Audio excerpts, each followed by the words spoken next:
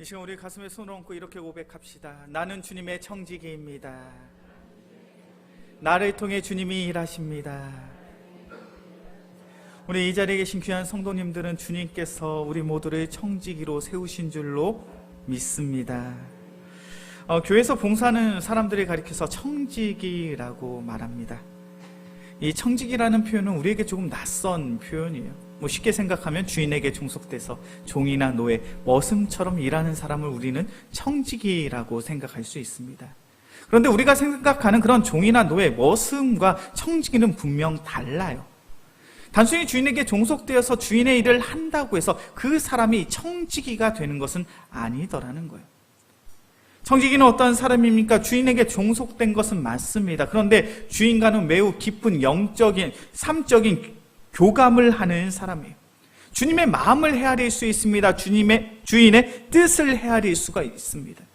주인의 마음과 주인의 뜻을 마음에 담고 주인이 원하는 그 일을 감당하는 자가 바로 청지기라는 거예요. 그래서 주인이 없을 땐 마치 주인처럼 그 가정을 돌보고, 주인이 없을 때는 주인의 자녀를 마치 나의 자녀처럼 사랑으로 돌보고, 주인이 없을 땐 마치 내가 주인이 된 것처럼 그에게 주어진 모든 삶 속에 책임을 다하여 맡은 일에 최선을 다하는 이가 바로 청지기라는 것이죠. 그렇게 창세기 24장의 말씀을 보면 믿음의 조상이었던 아브라함은 자신의 아들 이삭의 배필감을 만남에 있어서 엘리에셀이라는 그 종을, 그 청지기를 보내게 됩니다. 자신이 가지고 있는 값비싼 그런 귀금속들을 자신의 종인, 자신의 청지기인 엘리에셀에게 맡기고 하나님의 뜻 가운데 내가 가장 사랑하는 독자 이삭의 배필감을 찾아오라고 이야기를 하죠. 이것이 가능한 것은 바로 주인과 청지기의 관계이기 때문에 그러합니다. 단순히 종이라면, 단순히 노예라면, 단순히 머슴이라면 그러한 중요한 일을 맡길 수가 없겠죠. 이 엘리에셀이 어떤 사람이라고 내가 가장 사랑하는 독자 이삭의 백필감을 찾아올 수 있겠습니까? 그러나 이 엘리에셀은 보통의 종이 아닙니다. 바로 아브라함의 청지기이죠. 그 누구보다도 아브라함의 마음을 꿰뚫고 아브라함의 마음을 알고 아브라함의 생각을 알아서 아브라함이 원하는 그것을 선택할 수 있는 그러한 종이 바로 청지기라는 겁니다. 그렇게 교회에서 봉사하는 이들을 가리켜서 청지기라고 이야기합니다. 청지기라는 것은 바로 우리가 하나님의 뜻을 아는 자요, 하나님의 뜻을 분별할 수 있고 우리의 마음속에 하나님의 마음을 품어 하나님께서 기뻐하시는 그 귀한 사역들을 기쁨으로 감당할 수 있는 자들이라는 귀한 믿음의 고백을 가지고 있습니다. 우리 이 자리에 계신 우리 귀한 성도님들이 바로 주님께서 부르신 청지기인 줄로 믿습니다. 그렇게 주님께서는 바로 우리를 통해, 바로 나를 통해 하나님의 나라를 위한 귀한 사역과 사명들을 바로 우리의 삶 속에 맡기시는 줄로 믿습니다. 그렇기 때문에 우리가 이 땅 가운데 살아가며 청지기로서 살아가며 우리의 삶 속에 반드시 나타나야 하는 청지기의 삶이 있더라는 것이죠. 오늘 본문의 말씀을 보면 바로 청지기는 어떠한 신앙의 모습으로, 어떠한 신앙의 순종함으로 살아가야 되는지에 대해서 분명하게 말씀하고 있습니다. 먼저 우리 베드로전서 4장 7절의 말씀입니다. 베드로전서 4장 7절의 말씀 함께 봉독합니다. 만물의 마지막이 가까이 왔으니 그러므로 너희는 정신을 차리고 근신하여 기도하라. 아멘. 바로 우리가 하나님께 부름을 받은 청지기라는 확신 속에 신앙생활을 하고 계십니까? 바로 내가 주님께서 부르신 청지기라는 확신 속에 하나님의 뜻 가운데 순종하고 계십니까? 그렇다면 우리의 삶 속에 반드시 나타나야 되는 성도의 삶이 있는데 그것이 바로 기도하는 삶이라는 거예요. 오늘 본문의 말씀 베드로전서 4장 7절에서는 분명하게 말씀하고 있습니다. 그러므로 너희는 정신을 차리고 근신하여 기도하라. 그냥 기도하는 것이 아니에요. 정신을 차리고 근신하여 기도하라는 거예요. 특히 오늘 본문 속에서 번역이 된 정신을 차리고라는 이 단어는요, 헬라어 그대로 직역을 하면 이렇게 됩니다. 나의 생각을 통제하다. 정신을 차린다는 게 무엇이냐면 나의 생각을 통제하는 거라는 거예요. 기도할 때 온전히 나의 생각을 하나님께 집중하고 하나님의 뜻, 하나님의 마음을 헤아려 기도하는 것이 바로 청지기가 마땅히 보여야 할 기도의 자세라는 거예요. 청지기로서 살아감에 있어서 우리의 기도는 어떠해야 됩니까? 나의 욕망과 나의 만족과 나의 유익을 위해 기도하는 기도의 제목이 아니라 하나님께서 기뻐하실 하나님의 뜻과 하나님의 마음을 헤아릴 수 있는 그런 기도가 바로 우리의 삶 속에 나타나야 된다라는 것. 그리고 오늘 본문의 말씀을 보니까 근신하여 기도하라는 거예요.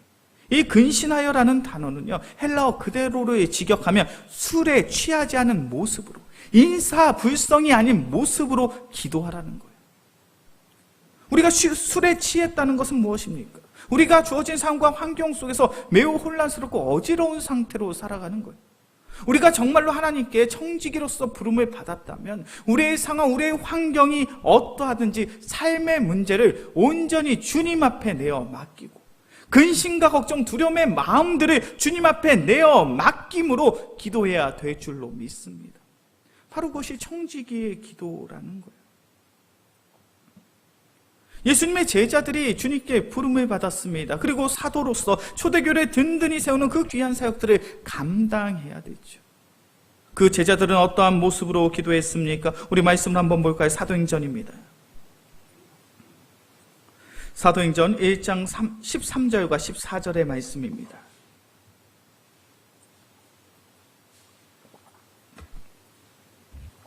사도행전 1장 13절과 14절의 말씀.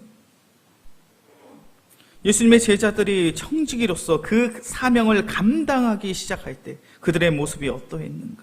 사도행전 1장 13절과 14절의 말씀 함께 봉독합니다. 들어가 그들이 유하는 다락방으로 올라가니 베드로, 요한, 야고보, 안드레와 빌리, 도마와 바돌로메, 마테와 알페오의 아들 야고보, 셀롯인 시몬, 야고보의 아들 유다가 다 거기 있어.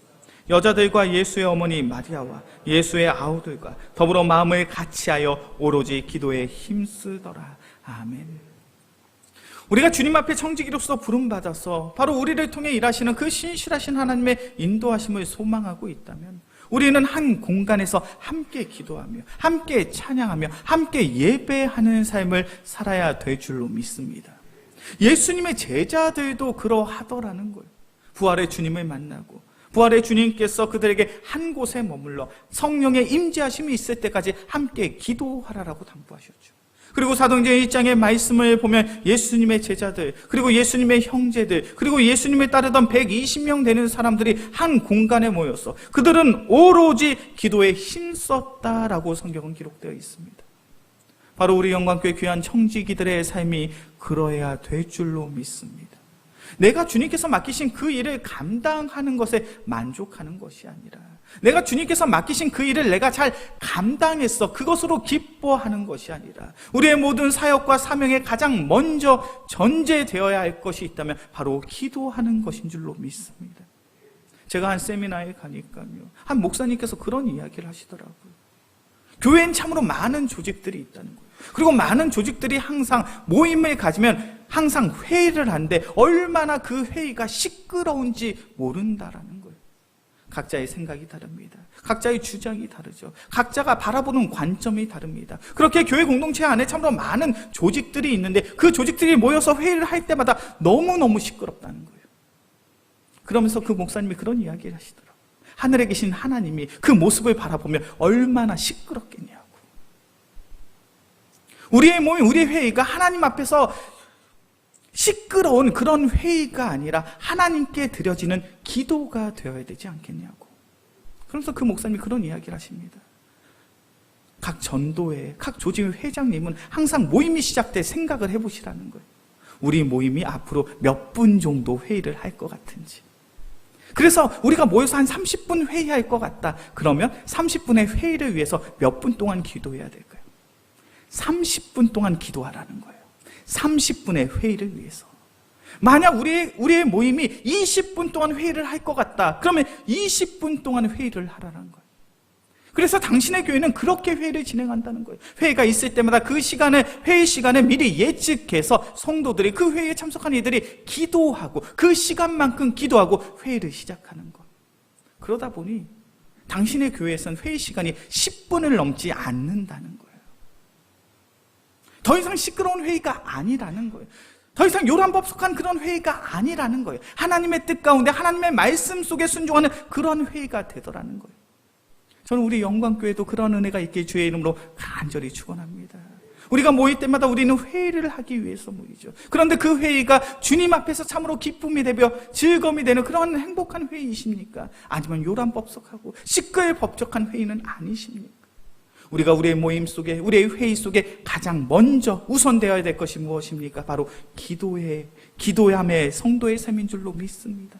우리 영광교회 귀한 성도님들, 청지기로서 하나님께 부름을 받아 교회의 귀한 사역들을 감당하며 우리가 회의를 하기에 앞서서 가장 먼저 주님의 뜻을 구할 수 있는 간절한 기도가 선행될 수 있는 우리 모두가 되어지게 주의 이름으로 간절히 축원합니다. 두 번째로 오늘 본문의 말씀을 보면 하나님께서 부르심을 받은 그 청지기는 뜨겁게 서로 사랑하라고 말씀하고 있어요. 우리 베드로전서 4장 8절의 말씀입니다. 베드로전서 4장 8절의 말씀 함께 봉독합니다. 무엇보다도 뜨겁게 서로 사랑할지니 사랑은 허다한 죄를 덮느니라. 우리가 주님 앞에 청지기로 부름을 받았다면 우리의 마음속엔 뜨거운 사랑이 있어야 될 줄로 믿습니다. 오늘 본문에서 말씀하고 있는 이 뜨거운 사랑은 어떠한 사랑입니까? 허다한 죄를 덮는 사랑이에요. 믿는 자들이나 믿지 않는 자들이나 모두 사랑은 합니다. 그런데 세상의 사랑은 어떠한 사랑입니까? 사랑받을 만한 행동, 사랑받을 만한 짓을 하는 사람을 사랑하는 게 세상의 사랑이에요. 세상의 사람들이 사랑함에 가장 중요한 조건이 있습니다. 이 사람이 나의 사랑을 받을 만한 그런 자격이 있는가? 그러한 성품인가? 그런 행위, 그런 섬김이 나의 삶 속에 있었는가? 그것이 중요한 기준이잖아요. 그런데 성경에서 말씀하고 있는 사랑은 달라요. 세상에서 이야기하는 사랑과는 다른 사랑을 이야기하십니다.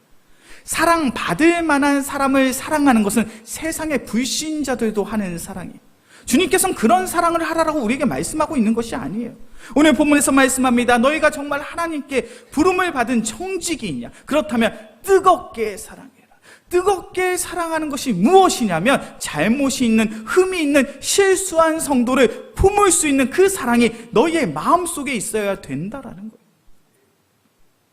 우리가 지난 주일 설교 시간을 통해서도 살펴봤습니다. 누가복음 24장의 말씀을 보면 부활하신 예수님이 제자들을 찾아오셨어요. 40절에 누가복음 24장 40절의 말씀을 보면 예수님께서는 그 제자들에게 자신의 손에 상처를 보여줍니다.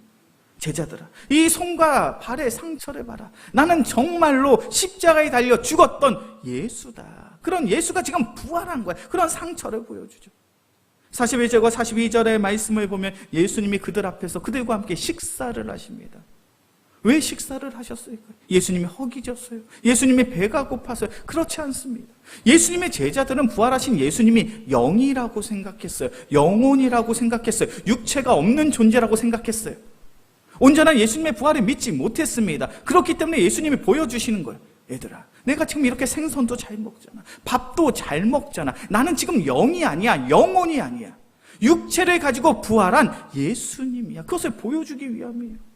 그리고 44절부터 47절까지의 말씀을 보면 예수님께서 십자가의 고난과 죽음이 구약의 성경의 말씀이 어떻게 이루어지고 어떻게 성취된 건지 말씀을 설명해 주십니다.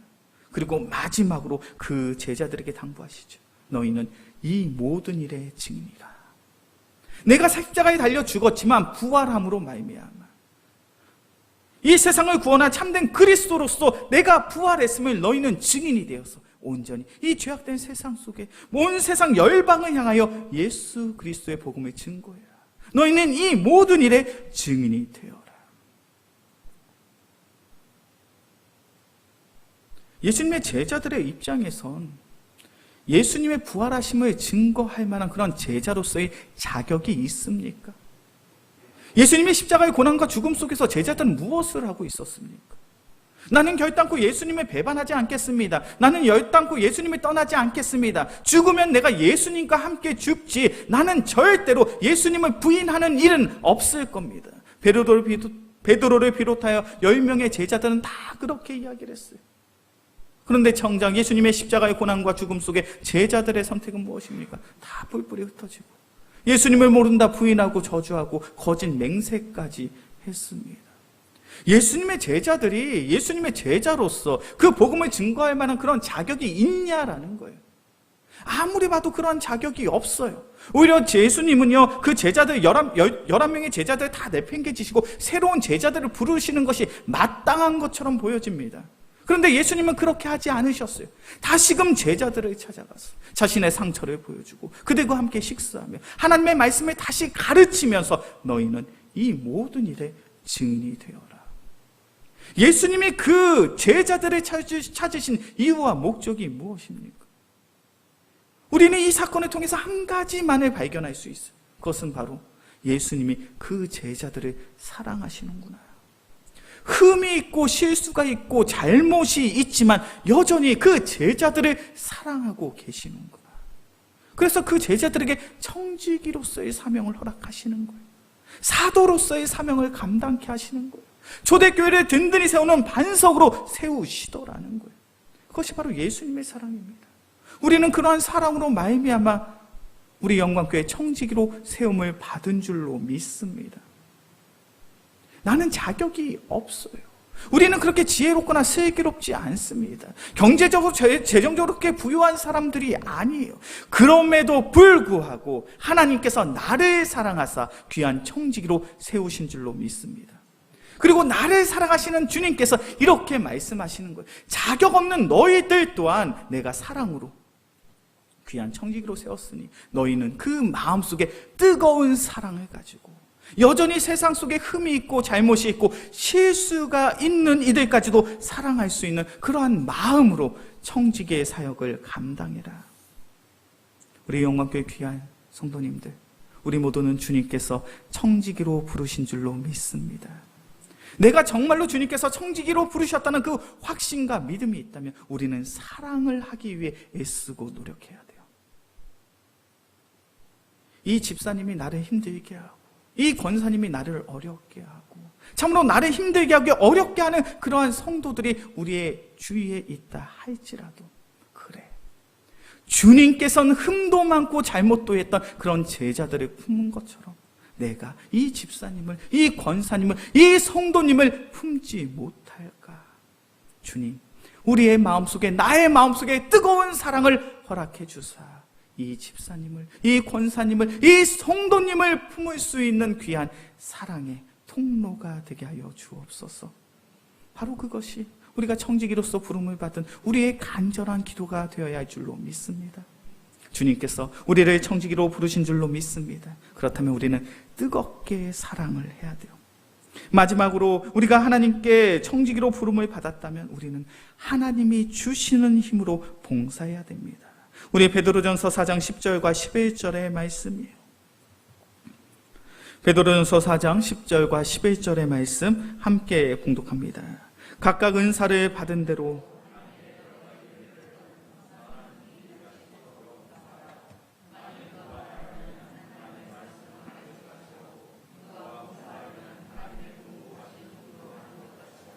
이는 범사의 예수 그리스도로 말미암아 하나님의 영광을 받으시게 하려 함이니 그에게 영광과 권능이 세세 무궁하도록 있느니라. 아멘.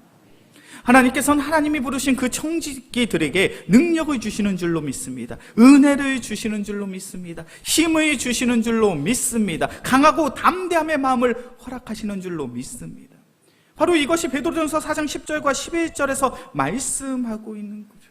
각각 은사를 받은 대로 하나님께서는 하나님이 청지기로 세우셨다면 그런 하나님의 청지기들에게 힘과 지혜와 능력과 귀한 마음을 허락해 주시더라는 거예요. 말을 할 때는 하나님의 말씀을 전하는 것처럼, 봉사를 할 때는 하나님이 공급하시는 힘으로 할 수 있는 귀한 은혜를 바로 청지기들에게 허락해 주십니다. 이것이 얼마나 우리에게 힘이 되고 얼마나 감사한 신앙의 고백인지 몰라요. 우리가 교회에서 봉사할 때마다 저에게 가장 많이 하시는 말씀이 있어요. 이야기가 있습니다. 목사님, 저는 지혜가 부족합니다. 목사님, 저는 능력이 부족합니다. 목사님, 저는 건강이 좋지가 못합니다. 그래서 하나님의 일을 감당할 수 없어요. 저는 그런 이야기를 들을 때마다 얼마나 감사한지 몰라요. 왜 그렇습니까? 목사님, 제가 지혜가 없습니다. 그럼에도 불구하고 하나님의 말씀에 순종하면 하나님이 무엇을 주십니까? 지혜를 주실 줄로 믿습니다. 하나님, 내가 능력이 부족해서 그 일을 감당할 수 없습니다. 그러나 순종하면 하나님께서 그 성도님에게 능력을 허락해 주실 줄로 믿습니다. 건강이 부족해서 그 일을 할 수 없습니다. 그러나 순종하면 하나님께서 건강까지도 책임져 주실 줄로 믿습니다. 그것이 하나님의 섭리고 하나님의 방법이에요. 사도행전 4장의 말씀을 보면 베드로와 요한, 예수님의 제자들이 얼마나 담대함을 가지고 예수 그리스도의 복음을, 하나님의 말씀을 증거하고 있는지 몰라요. 우리 말씀을 한번 찾아볼까요? 사도행전 4장입니다. 사도행전 4장 17절에서부터 21절까지의 말씀입니다.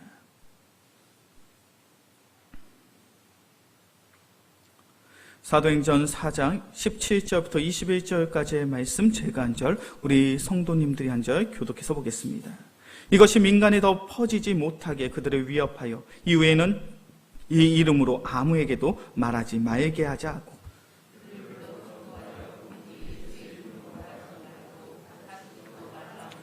베드로와 요한이 대답하여 이르되 하나님 앞에서 너희의 말을 듣는 것이 하나님의 말씀을 듣는 것보다 옳은가 판단하라. 함께 봉독합니다. 관리들이 백성들 때문에 그들을 어떻게 처벌할지 방법을 찾지 못하고 다시 위협하여 놓아 주었으니 이는 모든 사람이 그 된 일을 보고 하나님께 영광을 돌립니다. 아멘. 예수님의 제자들이 온전한 모습으로 예수 그리스도의 복음을 증거합니다. 예수 그리스도의 복음, 하나님의 말씀을 증거하는 베드로와 요한, 유대인들, 특별히 종교 지도자들이 그들을 위협하고 그들을 박해하고 그들을 핍박하기 시작을 합니다. 대제사장들과 바리새인들이 이 베드로와 요한을 붙잡습니다. 그리고 이야기합니다. 너희들 더 이상 예수 그리스도의 복음을 증거하지 마. 너희가 계속해서 예수 그리스도의 복음을 증거한다면 너희는 이곳에서 죽을 수도 있어. 그들을 위협합니다. 그들을 박해합니다. 그들을 핍박하고 있습니다. 그런데 베드로와 요한의 대답이 무엇입니까? 19절과 20절의 말씀이죠. 베드로와 요한이 대답하여 이르되 하나님 앞에서 너희의 말을 듣는 것이 하나님의 말씀을 듣는 것보다 옳은가 판단하라. 우리는 보고 들은 것을 말하지 아니할 수 없다. 이것이 얼마나 놀라운 고백인지 몰라요. 베드로는 어떠한 제자였습니까? 예수님의 십자가의 순환과 죽음 속에서 예수님을 모른다 부인했던 사람이에요. 예수님을 모른다 맹세했던 사람이에요. 예수님을 모른다 저주했던 사람이 바로 베드로입니다. 베드로의 인생 속에 가장 중요한 문제가 있었다면 내 생명을 지키는 거예요. 내 생명을 보존하는 거예요. 내 생명을 지키고 보존함으로 내가 잘 먹고 잘 사는 것이 베드로의 삶 속에 너무나도 중요한 삶의 이유였어요. 그런데 베드로의 모습이 변화되어 있습니다.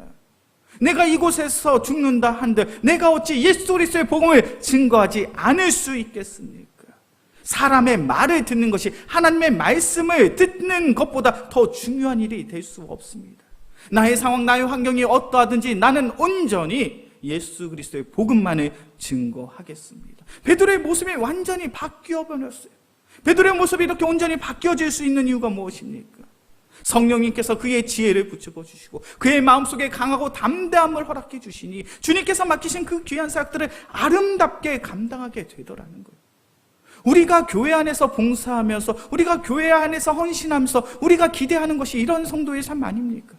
나는 지혜가 부족하고 나는 달란트와 재능이 부족하고 나는 건강이 예전 같지 않지만 하나님의 말씀, 하나님의 부르심 속에 순종함으로 말미암아 성령 하나님께서 나의 지혜가 되어주시고 성령 하나님께서 나의 능력이 되어주시며 성령 하나님께서 우리의 마음속에 강하고 담대함을 허락하여 주사 나의 섬김을 통하여 나의 헌신을 통하여 나의 수고를 통하여 하나님의 나라가 이루어지는 것, 하나님의 나라가 확장되어지는 것, 우리의 영광교회가 더욱 온전히 하나님께서 기뻐하시는 영적 공동체가 되어지는 것, 우리가 그것을 기대하며 우리가 그것을 소망함으로 살아가는 줄로 믿습니다.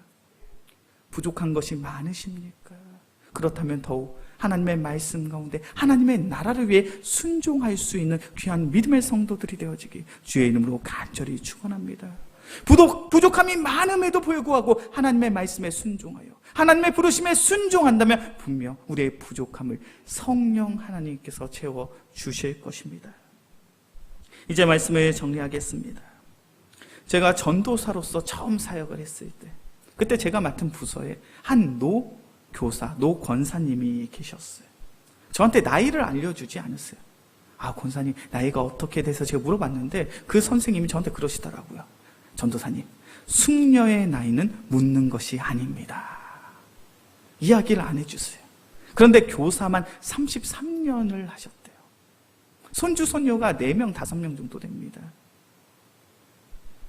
33년 동안 교사를 하셨어요. 담당 교육자보다 성경 공부를 더 잘 가르치세요. 지금은 공과가 좀 바뀌었지만 예전에 총회 공과가 20년 이상 같은 공과였거든요. 한 부서에서 33년 봉사를 하니까 한 교재를 20년 동안 공부한 선생님이니까 얼마나 그 교재에 있어서 박학다식 하시겠습니까? 얼마나 성경 공부를 잘 가르치시는지 몰라요. 제가 그 권사님, 그 선생님의 삶을 지켜보면서 그런 생각이 들더라고요. 참 귀하다.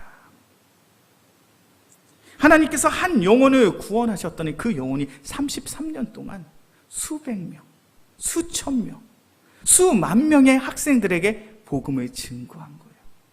주님 보시기에 얼마나 기쁘시겠습니까? 주님 보시기에 얼마나 감사하시겠습니까? 전도사인 어린 전도사가 그 교사, 그 권사님을 지켜볼 때도 정말 천국 가면 하나님의 상급이 크겠다라는 생각이 드는데, 정말 우리를 구원하신 예수님께서 그 노 교사의 헌신과 수고를 지켜보시면서 얼마나 큰 기쁨과 감사함이 우리 주님의 마음에 있겠습니까? 그 권사님의 삶에는 기도가 있더라고요.